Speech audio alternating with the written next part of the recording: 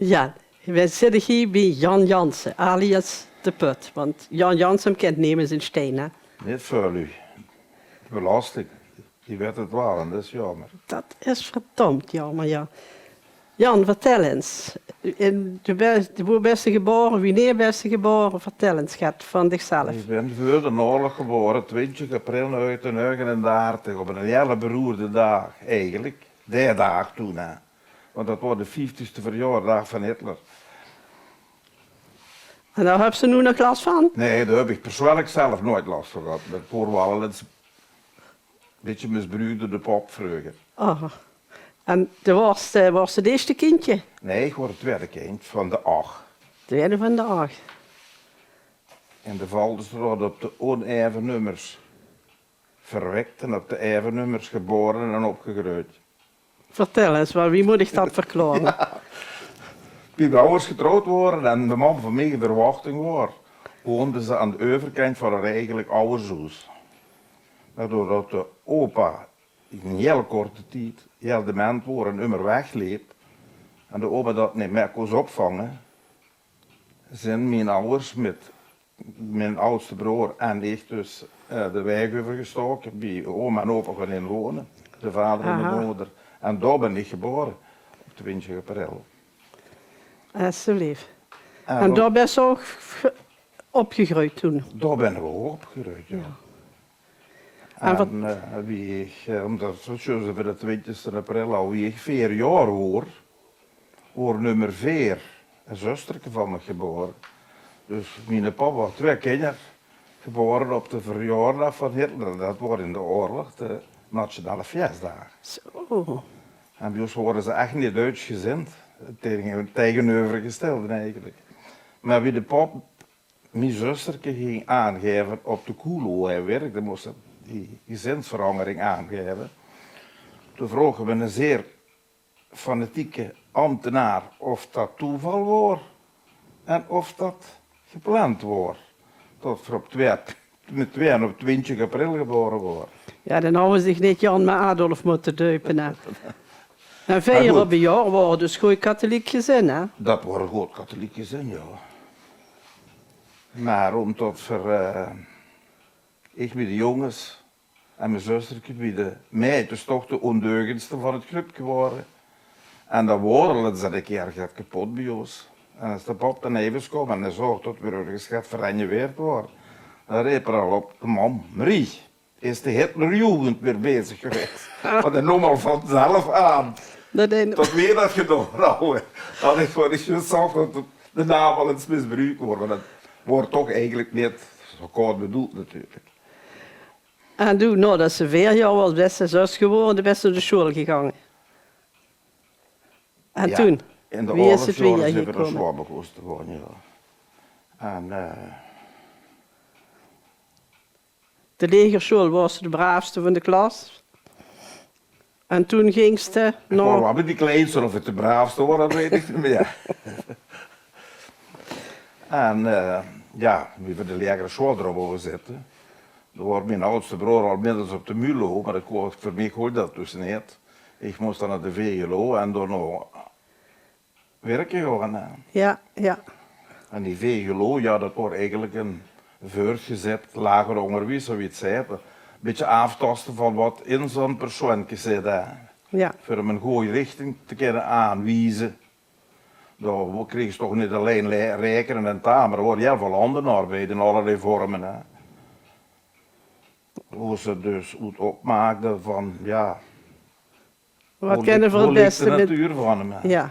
En wat wil ze toen weren?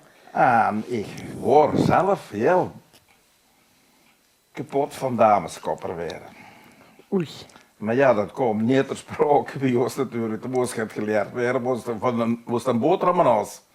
En dat zogen ze bij de kapper niet zitten? Ja, nee, de dameskopper weg in de tijd sowieso naar de kapper. En dameskopper, en een manske en dameskopper, ja, dat komt niet helemaal. Dat wordt het voor in Parijs, ja, in de modewereld, maar niet in de Maaskijns dorpje natuurlijk. Aha. Ja. Ik kan me wel herinneren tot ik met mam op een zondagmiddag aan het wandelen waren. De lepen vertoter en zo langs de avondrein, dan waren ze door de Meggenboeren. En er wordt dan gevraagd, uiteraard, wat is dat? Dat wordt de fabriek. Nou, dan gewoon ik daar later werken als ik van de school afkom. Ja, zegt de man, ik denk niet dat dat lukt, want dat wordt een atelier. Dat wordt voor mij dus voor hebben. Maar ja, het is wel gelukkig. Ik ben als 14-jarig jong op de markt begonnen. En dat beviel heel goed, moet ik zeggen. Je hebt daar 24 jaar weer te vol te maken en altijd met plezier gewerkt. En wat deed ze daar zo allerlei? Daar begon ze met lagneet, met het verveur van confectie. Dat wordt nog allemaal verpakt in dozen. En ik word die eerste tijd word ik degene die de dozen mocht toeplekken. Aha, en En wat dan kost ze komt ze noemen? in de expeditie. En van de expeditie doet, ja, wordt toch van mijn kant doet gewoon gaan, tot ik toch wel interesse nou in het vak op zich, hè, de confectie. En toen heb ik dan een opleiding in het bedrijf gekregen. En dan ben ik zo van de ene afdeling naar de andere afdeling gestapt. En ik heb dus ja, dat ganse vak eigenlijk, weet je. Dus ze heeft zo leren naaien en leren knippen en tekenen en alles wat... Strieken, knuip aanzetten, knoopschatten maken, ja, nummer op alles wat ze tegenkomen zijn. En dat resulteerde tot ik in 1961 in de Kruisstraat in Steen, in de leegstaande meisjesschool, bij het klooster. Een atelier, een eigen atelier, ja, wel onder beheer van Macintosh, maar een eigen atelier kreeg voor de parttime werksters. De huurde dames die de kinderen al zo goed houden tot ze naar de school kosten gaan en weer keer terugkomen voor gebied te verdienen. En dat waren meestal allemaal dames die al op de Mac gewerkt hadden. En dat hebben we 2,5 jaar heb ik dat gedaan. En toen kwam er een functie in het bedrijf zuster. En dan ben ik overgeplaatst tot bedrijfszuster. En dat was weer een betere functie. Productieleider. Wat was deze loon wat ze heeft gebracht, zo in die tijd nog? Nog niet, €14,67 voor 10 dag werken. Voor 10 dagen, hoor, voor 10 dagen En betaald. mam was weer kindje lief. Want we hadden toch een groot gezin. En ja, dat wordt toch wel... Ja, nogal- wat toch dikke 50 je extra in de maand, ja. Als het ware, ja. Tja. En Maar het is wel leuk als ze van dozen toeplekker tot voorleider van de opleiding ik kunnen heb zijn. later zelf ook de opleiding gedaan. Ik heb die opleiding zelf gevolgd in het begin, die VOC-opleiding, vakopleiding confectie hoor dat. En later ben ik dan de instructeur geworden ervan, de laatste 10 jaar. En s'avonds zoals ze het was in de televisie, wat denk je Dat s'avonds? wordt niks van televisie in dit, nee, inderdaad. Hier en daar begon het te komen in de 50er Ja. jaren. Hè. Schipper naast Mathilde, zo Ja, anderhalf bijvoorbeeld. uur Gingen per ze dag. bij de Peter gingen voor daar kijken, want hij had al televisie. Met de ganse straat bijeen. En dat kroop, ja, ongeveer wel, ja. En bij Jacques Lenser in de Kruisstraat, dat was een elektriciteitszaak, daar zat een kleed zwart televisie in de etalage. Ja, dat was een volksoploop ongeveer. Hè. Dat is toch eens wat bedaard in 40, want zeker als er een voetbalwedstrijd of zo gaat worden. Of gaat anders. Oh, chic. En daar hebben ze ging zo nog het s'avonds gaat bij verdienen of zo. Ja, we hadden het straks over wat ze keer deed, werk en wie en wat. Ik ben als soort jong 76 jaar ging toch stappen. En op een gegeven moment kreeg ze dan ook een stamkroegje. Wat voor kroeg, En ja? daar is me dan eens gevraagd, dat was in de Kruisstraat bij Jean de Kruij in de café, of in een school helpen met een kermis of. En dat heb ik dan gedaan. En zo langzaam ben ik in dat vak gerold. Dan heb ik 15 jaar heb ik bij Jean ieder weekend kermissen vasteloven en zo achter het buffet gestaan. Weet ze ook nog benieuwd hebben? Wie komt ze nu als ze Jansen heeft aan de bienen aan het put? Ja, dat is een kleverhuilke. Ja, vertel. Aangezien er in Steen altijd een bijnaam kreeg, of soms een scheldnaam.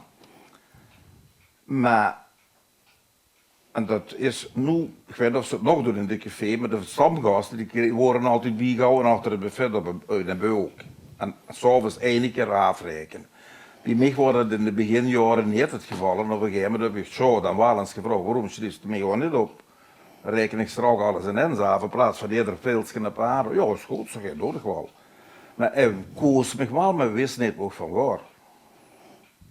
Hij had er aan een zwager van zich, die met hem werkte, gevraagd. Dat Jan, hoe is het eigenlijk van? En die zei, hij is van aan de put. Om tot weer bij ons op de hoek over woonde de waterput al staan, voor de waterleiding. Ja, ja. En op een gegeven moment wordt dan eens de oude verhoed gekald van wat schreef ze over een mens op dat is niet kent. Ja, als er een snor schreef je snor op, het rooien schreef ik rooien en het rookte de piep schreef ik piep op. En wat schreef ze dan voor ons op? Ja, dat, maar bij mij Jan P. Zeg ik, hoe staat die P? Ja. Ja, van de put zit er, woont van de put. Dan kwam eruit. Meer de stamgasten en de vet, ja, die hebben zich toch flink omgelachen natuurlijk. En als het de dag dan ook kom ik weer in, achterom. Aan het buffet zitten die kieken om, oh, daar komt de put in. En het is altijd de put blijven. Ja, ik heb het gevoel dat ze die ook meer put vult als Jansen, hè? Ik Nu, vind ook nu de nog, put, hè? Ja, ja. Ik ben nog best wel gereid op de naam, moet ik zeggen. Ja, dat kun je je wel voorstellen. Dat me kunt ze zeker geen sjaalnaam nemen, hè? Nee, En wie is... het Wie, oorsprong. dan ga ik weer even terug naar zusteren. Wie leeft het daar? Daar heb ze in eerste instantie ook die een latere partner leren kennen, hè? Ja, ik heb dan in 1965 mijn overplaats van zusteren, omdat er een functie vrij kwam van productieleider. En dan ben ik ook direct daarna de vakopleiding gaan doen van de jonggasten, meisjes zowel als jongens, wat in het bedrijf komen, oosten aan zorgs. Verdomme, joh, daar zit mee in. Als ze die een beetje begeleid werden, en dan komen ze weer. En dat waren inderdaad ook andere wieber, ja, dat waren andere 15 jaar. Ik was 26 geloof ik, of zeg het, weet ik veel. De kom ook gaan niet, wie of ter sprake. Maar anderen die had de opleiding gedaan, dat is bij de Mac. Op een gegeven moment, doordat ze hem niet opvangen in een ander bedrijf, over ze ergens hadden we om bier te kennen in dat bedrijf, hebben ze die eigenlijk een beetje ja, laten verdrinken, zal ik maar zeggen. En die hebben toen het Azenpad gekozen, die zijn naar Duitsland ook gegaan. Hij en een broer van zich en nog een jong. En die zijn op het Duitsland gaan werken. Ja, en dan steeg ze de opleiding. Stuk zo zwaveloeren in. En vrije bedrijven gewoon dan profiteren ervan. Hè. Want die kregen dan half vaklui in dienst. Dat wordt ik tegen de oren ingeschreken, Ja, hè? en toen op een gegeven moment werden niet dan tot dat misgegangen was. En toen hebben we daar een behoorlijk gesprekje over gehad. En toen hebben we een paar mannen nog kennen in het bedrijf houden met de gebroeders Jennissen. André Mits en een oudste broer, die waren weg. En in 1974, dus inmiddels 10 jaar weer, en ze werden weer overgeplaatst. Toen stond ik in Stijt in de vastelavondstand, daar speelde James Last. Een groot festijn, vooral Zuid-Limburg, wat daar aanwezig was, duizenden lui. En wij lopen tot tegen dit lief, André Jennissen. En ja, de eerst dan even bij gekald van wie is gegangen in de jaren, wie en wat en zo. Maar ja, dat funkje, Toen sloeg de vlam in de pan. nog niet zo druk, maar goed. Zo langzaamaan, ja.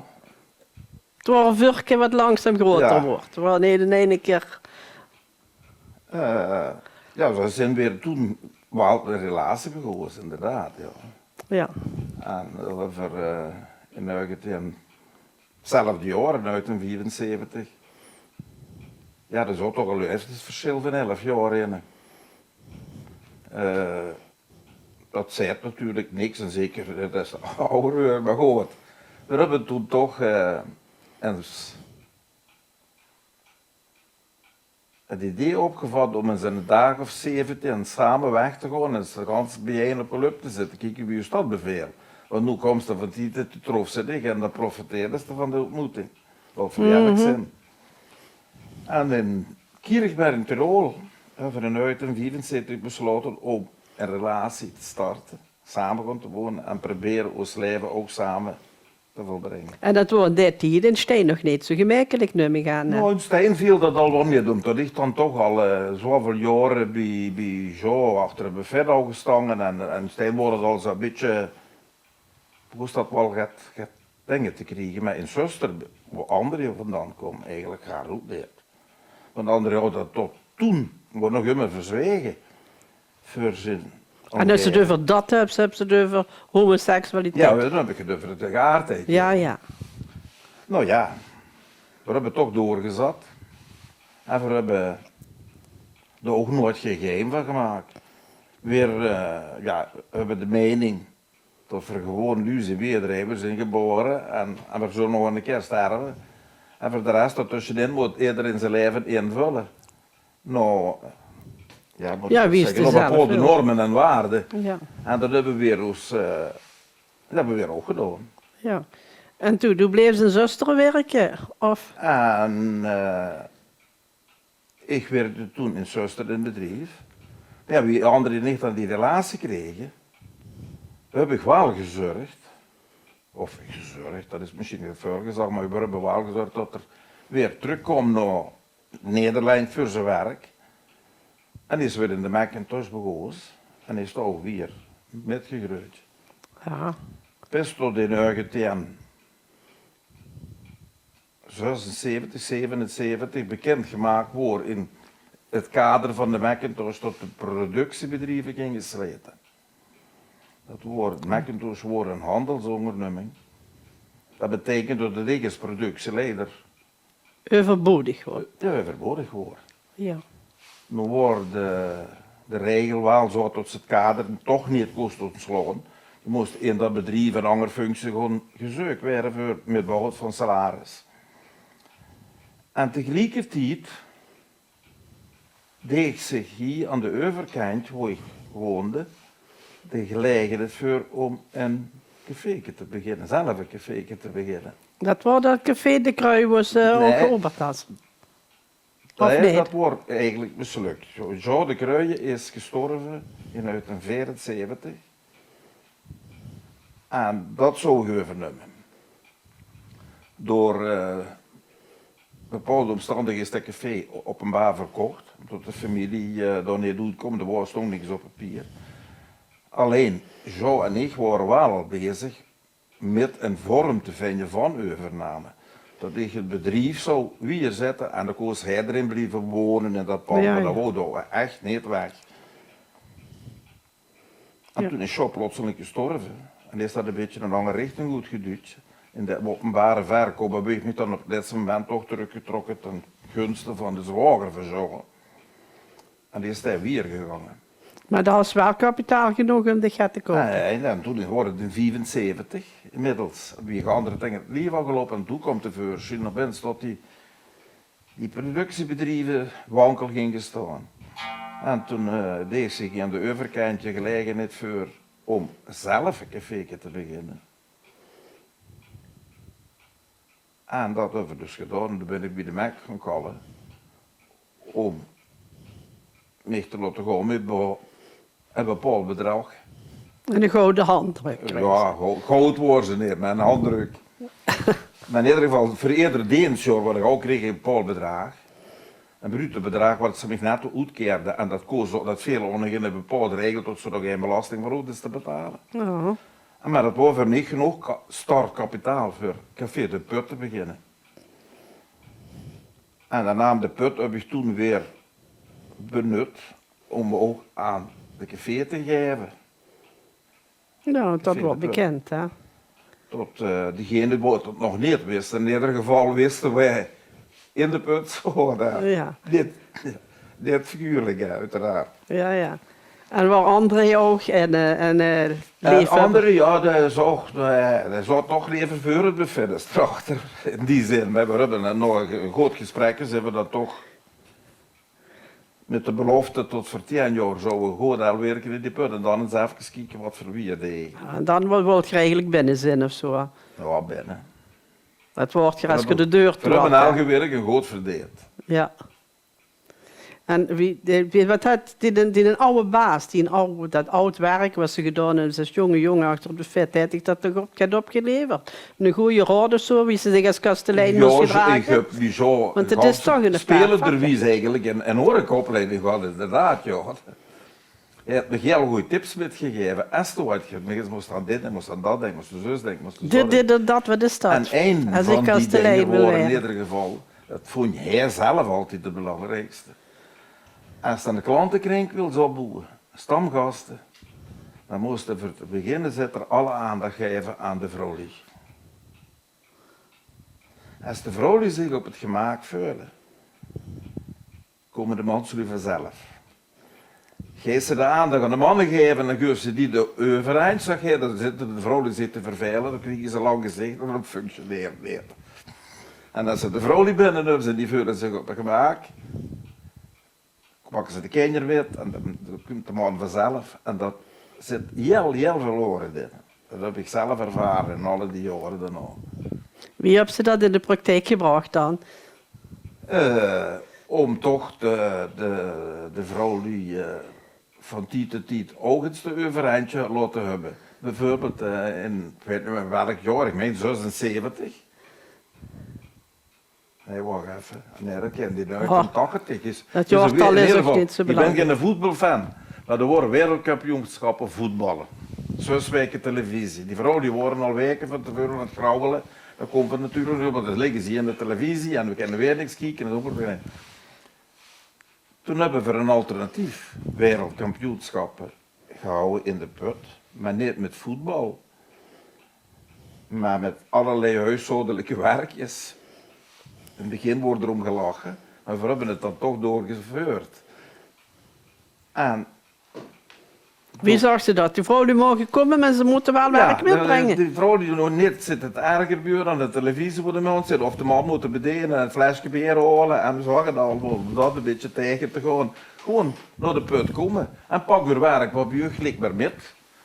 Als er nog nijwerk is, of er nog striekwerk is, of je gaat, pak maar met, dat kan je allemaal in de weer maken dan een gezellige grote huiskamer van, met z'n allen. Nou, dat is ingeslagen wie een boom. We hebben het begin eigenlijk gaan, dit geluid, wie voor het zorgen, tot ze door de man in de auto even voor de put neergezet worden. De achterklep open en striekplak naar boete. Daar hebben ze die machine. Dan komen al die kveeën. Ik heb verlengkapeling gepakt, hier door aangestoken. Super over. Ja, dus dan wordt er niet alleen maar zukken gestopt, dan wordt echt gewerkt. En s'avonds, ja, houden de mannen zullen wel een engel in dit. Ook dat nog. Mochten voor 11 uur mochten ze niet komen. En dan willen voor die put. Dan is het de show, dan zitten we met het zaten vrouwlie. Oh zo. Ah, het vrouwlie, free shoppen bijvoorbeeld, zo'n dingen zijn ik ben ik toen met begonnen. En voor de kinderen zou nog wel eens gaat geregeld. De kinderen, ja, dat wordt toch, die moesten natuurlijk ook tot vriendje houden. Hè. Zolang als de kinderen het heel zin. De papa en mama ook bevreden. En op kermissen en vasteloven, die aan de vrouwen gaan, mijn stamgast, die gelijk de kinderen houden. Van, als ik er kapot speelgoed heb, gooi dat in de straat, breng me dat met. En als dat kermis was, dan struide ik dat speelgoed achter op het kleine zeilje en dan zaten die kinderen, die gingen dan spelen en die hielden zich daar uren bezig. Nou nemen ze een ervan, nemen ze last van, die komen af en toe eens doorlopen, van mam, dit of dat, en die gingen zo weer. Ik zorgde dat ze het slok houden, en chips, en af en toe eens zwaar. En het is zelfs eens een keer voorgekomen, tot de pap en de mam aan de vet zaten met hun 7-jarige dochter die achter zat te spelen. Om 2:55 s'nachts kwam die klein van achteruit te voorzien. Mam! De pap en de man kieken zich alle twee even verschrikt aan. Ik dacht dat sticht die in bed was gebracht. Nee, zo zie je. Doe zoals dat gedaan hebben. Zouden zich alle twee erop verlaten. Maar ja, het kind zat zonder tot ze het wisten. Om 3 uur nog in de put te spelen. Dat is veel goed. Oh, het was niet dat ze om 7 uur het café leeg bleef, omdat ze de kinderen naar bed moesten brengen. Ja. Dat veel wit. Dat dacht dat op, ja. En dat zeilke had ze daarachter geboet, achter de put. Hè. Hij had dan niet nog eens de vrouwenvereniging of vrouwenbondje ingezet? Op een gegeven moment word je benaderd door een vrouwencafé. Of die dat bij ons kost te komen doen. Dat waren 2 dagen in de maand. En Wat hield dat in, vrouwencafé? ja, wat heel vrouw, dat wist ik toen nog niet. Ja, ik weet het nu nog niet. Het waren dames die menen dat ze nog moesten geëmancipeerd werden en die de maatschappij willen veranderen. Een beetje vrouwvriendelijker maken, noem ik aan. Ik heb het dan eens allemaal laten uitleggen. Er was een van hun eisen waar dat er geen mannen bij mochten. En ik als kastelein mocht ook niet achter het buffet. Zeg, wie had dat gedaan? Zeg, een vraag kreeg je de chef en een auto te houden aan de eerste beste willige. Dat wilde we. Zeg, dit is mijn bedrijf, ik ben niet de gezagsvoerder. Zeg, dat gebeurt. Ja, zo zou het dan toch herkomen. De ene en de andere hebben nog het gekald. Op een gegeven moment hebben ze dan toegestemd tot de café gewoon open mogen. Maar zien mij de café voor hun alleen te hebben die avond. Van zo laat tot zo laat. Ja, dat is het woord. Door tot ikzelf met mijn homoseksualiteit tegen de grote wereld ben moeten ingooien. Ook geëmancipeerd worden. Ook moeten emanciperen eigenlijk. En ook, we begonnen dan eens vuur houden tot ze niet achter een gesloten deur moest kroepen. Als ze zich niet verstijst of begrips met de wereld. Dan zullen ze die deur moeten openzetten en zullen ze er ook met moeten gaan kallen. Want dan breek je het niks op. Als je er om een tafel bij kroepen, je komt alleen maar het grauwelen. Over wat je geer veranderd wilt hebben. Dan zal het nooit veranderen. Ja, en op een gegeven moment moesten ze dat toch in te zijn. Na een half jaar wordt het zo dat het vrouwencafé gans gewoon gemengd wordt in de put. Die gingen wel een uur achter zitten en een bepaald onderwerp aanspreken. Maar dan komen ze toch naar binnen en dan zaten ze zich aan buffet overal ertussen. Ja, zo En werd dan zich gingen dat ze ook het gesprek aan en met de klanten bij ons. Hè. En dat wordt best wel eens, wel eens heftig openwerk. Want en een niet onbekende man in Steen, onder andere de Lange Pie, die zorgt dat hij helemaal niet zit in die emancipatie. En dat ging dan toch geregeld met die dames even op de vrijgoedtour. En toen heette men ze een keer, hoe begrijpen ze dat luisteren, wat Geer wilt, dat lukt toch niet. Ik heb kruipsticht de riool in morgen als ze verstopt is. Nee, ik niet. Kruipsticht het taak op als het taak lijkt morgen. Nee, ik niet. Nee, Pieter wilde alleen maar anderen commanderen. En het leep op. En op een gegeven moment wordt het echt flink. En er zei een van de vrouwen die tegen hem, dich, met dich, zou ik nooit willen leven. Kind zette de denk toch zeker niet, dat ik wel met dich wil leven. En best blij, dat is een meisje best. Want dan was het dan even tegen een kopje in de keert. En moest ik dan als dan even vredestichter er tussenin komen. Ja. Nou, wel leuk. Nou, Ja. het wordt wel altijd spannend, het wordt wel best leuk. Wie ik gestopt ben met een café, zelf als uitbater, over een avondjes vers gegaan en zo natuurlijk ook het vrouwencafé tussen. En een prachtige herdenkingsplaatje gekregen. Geëmancipeerd, met een groot vraagteken. Zeker bij Jan in de put gelegd. Dus zou het wel begrepen. Zonder compliment kan ze eigenlijk niet krijgen. Hè. Zonder compliment kan ze eigenlijk niet inderdaad. krijgen. Ja. Daar heb je neven een café ook nog wel andere dingen gedaan. Hè. Als ik zeg Steense Revue, zet ik dat nog uit? Ja, dat zeg ik veel. Heel veel. Dat is een welk stuk in mijn leven. Het is zo 1979. Nee, 1978. Nee, 79. Begon de Raad van 11 met nog een paar lui begon te zeggen over te filosoferen wat het leukste in een revue op te richten in Snijn. Maar dat hebben ze niet wel 1, 2, 3. Dan hebben ze op een gegeven moment hebben ze, een oproep gedaan via de schakel. Tot er plannen waren om een revue gaan te starten in Stijn. En ze riepen alle lui die van zichzelf meenden dat ze daar een bijdrage aan kosten doen en die leuke ideeën houden om naar de fanfarezaal te komen en in de fanfarezaal door eens even te bakkeleien. Er worden de eerste avond worden 80 lui door. Zo. En daar was degene van. En daar word ik uiteraard ook ervan.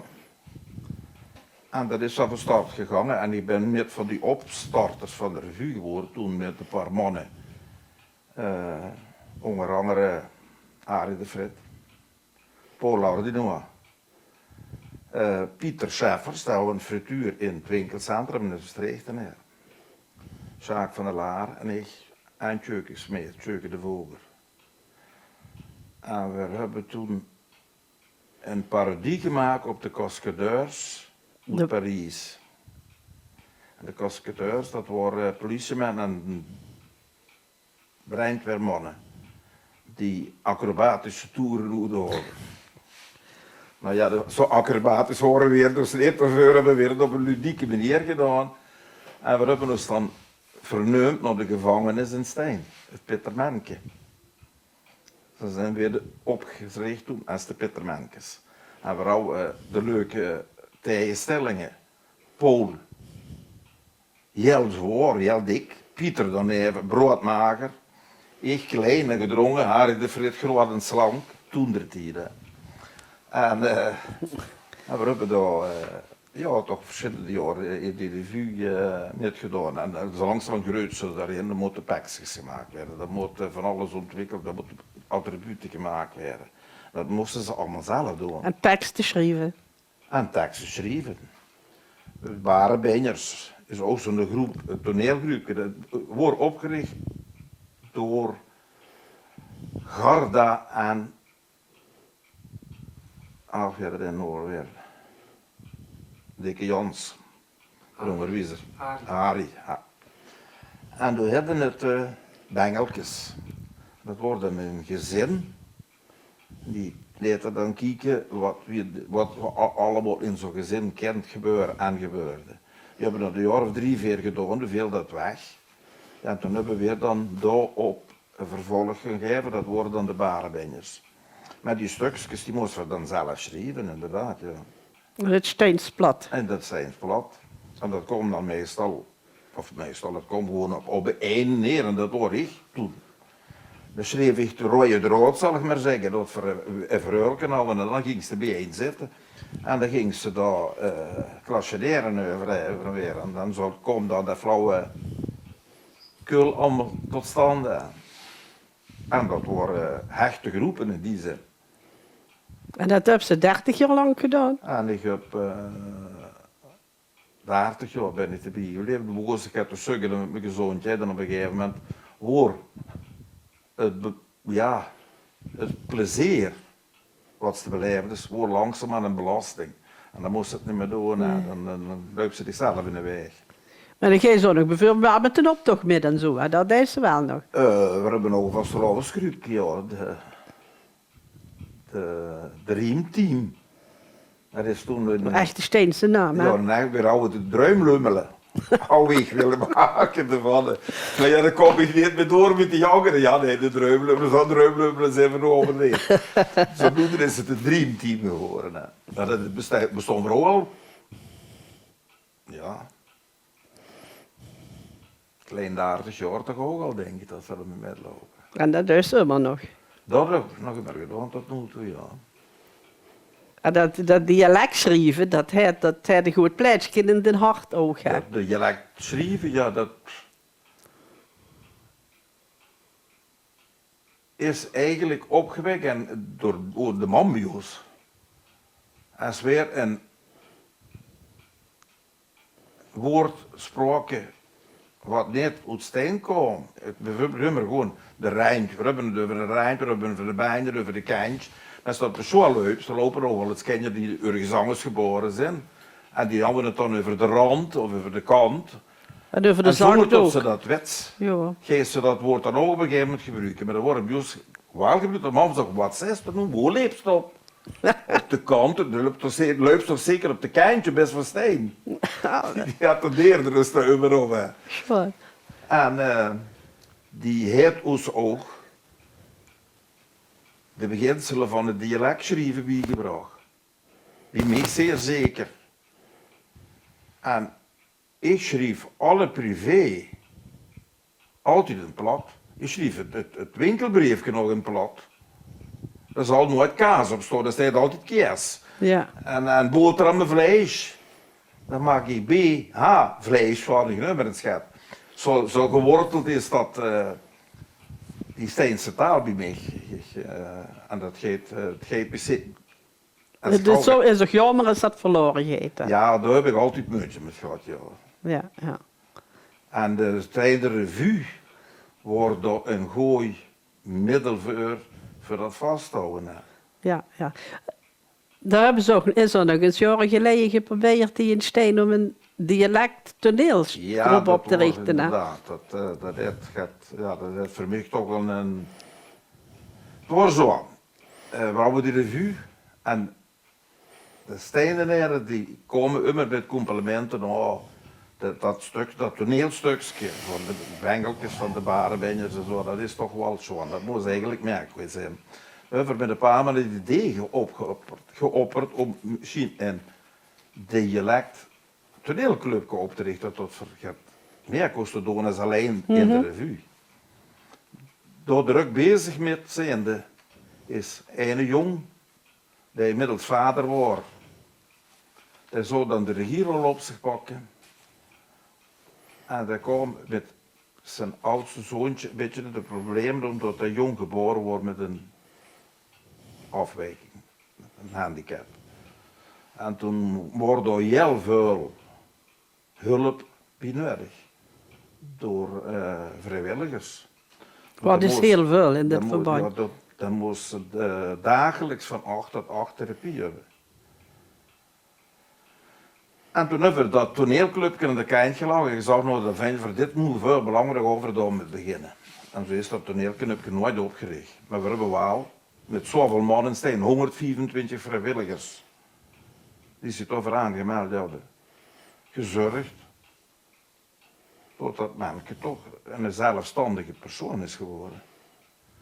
De artsen hebben het natuurlijk gedaan, we hebben alleen maar het handwerk gedaan om het zo maar eens te nemen. Ja, ze hebben alleen maar dat advies gegeven. Hè. We kregen dan door een arts een beetje advies. We moesten dit, moest dat moet zo, dat moet zo. En dan eerder alle voer worden gewisseld. Hoe zou je met 5 man aan het bed van zo'n kind? Verreder benen, verreder armbenen en de kopbenen. En dan trachten datgene wat niet aanwezig wordt in het verstandje. Ja, hoe moet ik het zeggen? Aan te wakkeren, op te lopen tot dat ging die prikkels die vanuit de hersenen moeten komen. Ik had bijvoorbeeld een tweede zoedende spieren. De spieren die leten niet los. Als dit is, dan gewoon automatisch staat de spieren los. En als het bijna opdrukt, dan drukt die spier aan en die let los en dat functioneerde niet. Ja. En doordat die even te oefenen, is dat wel zoiets gekomen tot het, dus... Dat de jongen zelfstandig leven kan leiden nu. En lol in het En daar heb leven. ik een hele goede kameraad aan overgehouden. Dat begint ze met het mensen wordt toen nog geen 2 jaar en dat hebben we 7 jaar gedaan. Dat grootste even goed aan vast. Dat wordt, ja. Ja. Een familielid van als het ware. Hè. Zo is dat. En als ik zeg Lieke, wat zei ze dan? Wie? Als ik zeg Lieke. Lieke, dat is weer Peterkind van André. Dat is ook, ja.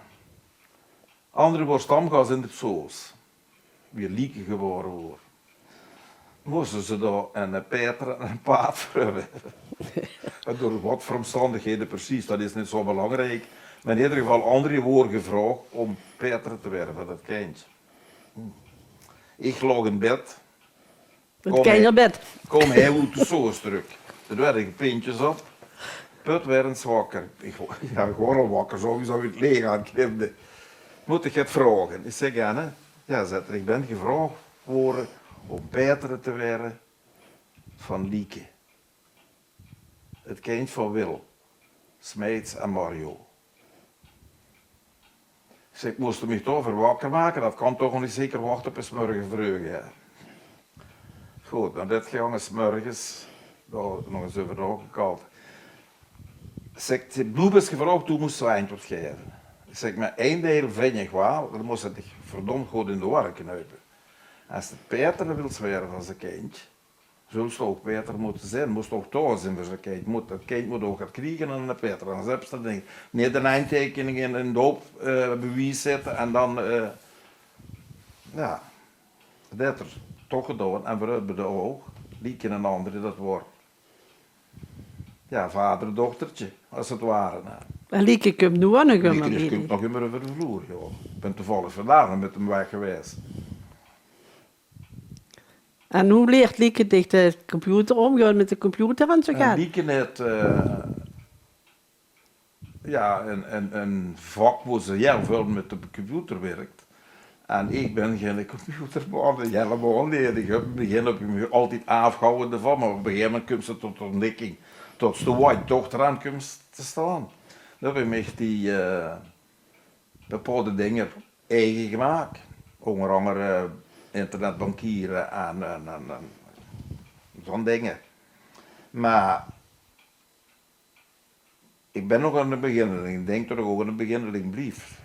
Oh, daarom zorg je in alles het beste maar te wanneer je het werden. niet weet, of niet doet wie ze komt, die komt om de 10 dagen altijd in de dagen lopen en dan eens even een telefoontje en dan krijg ik even een half uur of een uur lezen aan de computer. En Lieke heeft ook een relatie met Adelante, hè? De man van Lieke, die werkt administratief bij Adelante. En bij Adelante hebben ze die lichamelijk en verstandelijk gehandicapte kinderen, wat ze daar opvoeden en begeleiden. Die hebben een jaar of 5 geleden voor het plezier voor die kinderen een musical gaan opvoeren. Tot die kinderen en ze aan de familie en de ouders kosten zijn tot ze ook. En dat is heel leuk geweest. Dan worden er begeleiders bij op de bühne. Die op het juiste moment even naar de juiste plaats brengen en in de tekst helpen en zo. En daar hebben ze Lieke destijds ook voor gevraagd. En die is Lieke erbij gegaan, nou, dat is schitterend, dat vind je geweldig. En dit jaar is het 4e jaar. En omdat ze dan het eerste lustrum vieren, gaan ze niet in Maastricht in het klein theatertje van, ik weet niet welke show, ook, dat is met de naam ontgangen nu. Maar dit jaar gaan ze dan door het lustrum te vieren zelfs naar de Schouwburg in Heider in de grote zaal. Zo. De zaal is, de uitvoering is ongeveer uitverkocht. En ze worden in juli opgevoerd werden. Juni, zo. En daar hebben ze ook nog gaat een weekend toen hebben draaien. ze daar vrijwilligers, die ouders, die moeders van die kinderen, voor kostuumjes te maken. Komt ze weer bij de oud vak goed, hè? En ja, juist. En dit jaar hadden ze heel veel pakken nodig. En waren 2 van die gooihulpmoeders door omstandigheden niet in staat om mee te werken. Dus hadden ze met 9 krachten tekort. Ja, die ben ik dan ook benaderd worden, uiteraard via Lieke. En dan heb je toch nog een paar dagen metgewerkt aan die pakjes maken. En dat vind ik wel leuk. Ja, dat is nu in de pensioen. Ik mis nog een klein stukje. Nadat ze de café heeft verkocht, toen was ze nog niet oud genoeg om van Drees te trekken, hè? Nee. Dus toen best ze nog iets anders nog even kunnen doen. aangehaald tot samen, André en ik, de afspraak over gemaakt, we gaan te beginnen en we doen dat 10 jaar en dan gaan we dan eens even kijken wie het weer moet. Die dit 10 jaar omwoorden, hebben we ons een paar vrij gepakt, ze hebben naar de zee gegaan en schoot laten uitpijnen en lekker gegeten en het gedronken. En ongeveer een verlag wat gaan we doen aan. Gaan we weer, gaan we stoppen. En André had toch al het meutje met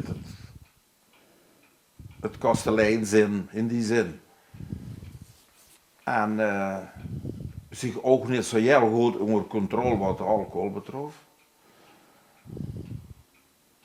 Wel, André al werk, sowieso. Ik koos en de café en de brouwerie verhuren voor 20 jaar. Ik koos een part-time baan kregen bij kantoor, als Ramse kantoor Stijnen. En dat heeft dus bewogen om te stoppen met de café en de café de verhuur te doen. En zodoende heb ik dus nog voor 15 jaar op een Asseranse kantoor gewerkt. En toen ben ze met pensioen gegaan. En wat deed ze nu eigenlijk? Wie kreeg ze nu de tijd nog om? Dat wil ze gaan niet weten. Ik heb graag geen tijd. Dus. Ik heb ja, nog al. En dat heb ik ook. Ja, dat zit een beetje in de aard natuurlijk. Ik heb het mantelzorg gedaan, nummer. Voor allerlei meneren. Ik heb boontje over georganiseerd in de Mouthuiven voor de bewoners van de Mouthuiven, de gebieden, de straatverschillende lui die alleen achterbleven. Ik heb verzorgd en gedaan. Ja, wie echt belde om een afspraak te maken. Dus dacht ze, ja, morgen vroeg moet ik wandelen, morgenmiddag moet ik wandelen. En dan heb ik wel eens zeggen, en voor het lichaam een beetje in orde te houden, was er ook gedaan. Dus ik ga veel wandelen. Want wandelen is toch een heel gooi. Bezigheid voor ouderen. Voor een beetje. En met wie wandelt ze dan? Met de ganse buurt of met de club? Wie we zeiden met het café zelf, hebben we met van die vaste klanten het idee opgeworpen, een wandelclubje. We zijn begonnen met 22 mannen en vrouwen samen. Maar dat label gauw is, want dan kost het, dan doen ze een dag verzat werden enzovoort enzovoort. Het is in ieder geval geëindigd tot we nog met 2 uur waren en over gezegd hebben we stoppen neer, we lopen door. En dat is dan José van Welke. Dat wandel 3 dagen met in de week. Zo.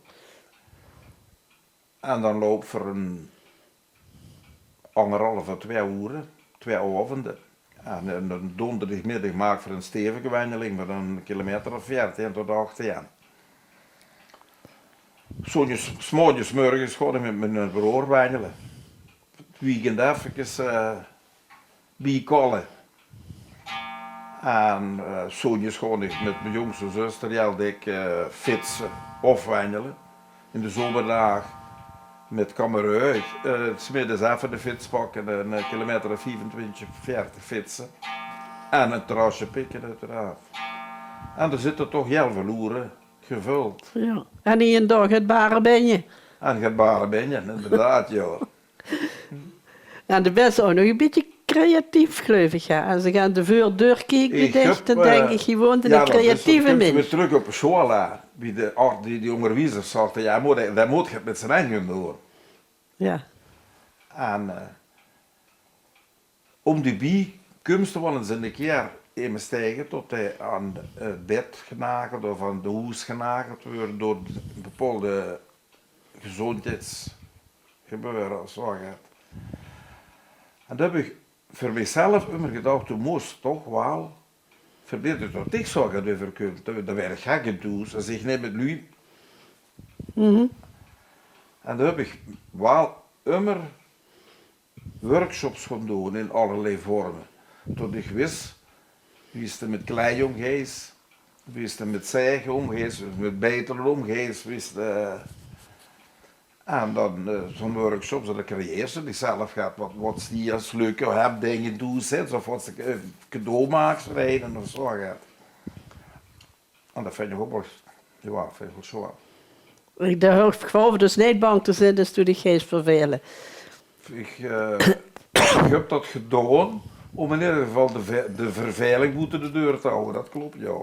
Maar het woord verveiling heb ik nog niet bij mij voor. Toch niet? Nou, ik zou willen zeggen, Put, ik vond je een hartstikke fijne maaskantje. Bedankt voor dit verhaal. Dank u wel. Ja?